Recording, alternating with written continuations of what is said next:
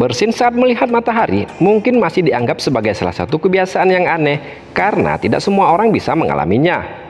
Namun tahukah Anda jika bersin saat melihat matahari bukanlah hal yang aneh karena kondisi ini bisa dijelaskan secara ilmiah.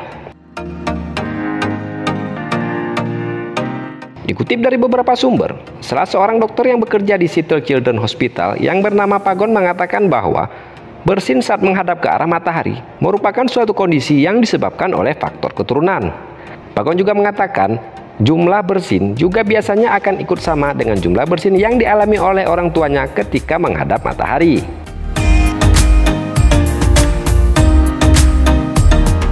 Dalam penelitian lain yang dilakukan untuk menemukan hasil yang lebih rinci, ditemukan petunjuk bahwa bersin saat menghadap matahari disebabkan oleh perubahan intensitas cahaya yang terjadi secara berlebihan.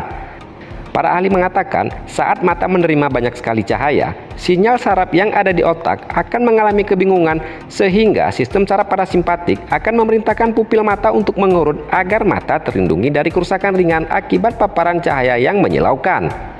Akibat adanya respon inilah yang secara tidak sengaja ikut mengaktifkan respon tubuh lainnya, yaitu salah satunya adalah bersin.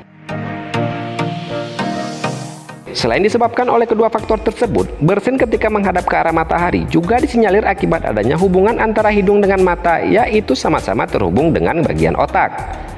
Ketika mata menerima banyak sinar matahari ataupun sinar lampu yang sangat menyilaukan, sel-sel saraf yang ada di mata akan mengirimkan informasi ke bagian otak agar berkedip atau menyempitkan mata. Kondisi inilah yang secara otomatis dapat mengakibatkan aktifnya salah satu saraf pusat bersin yang ada di bagian otak.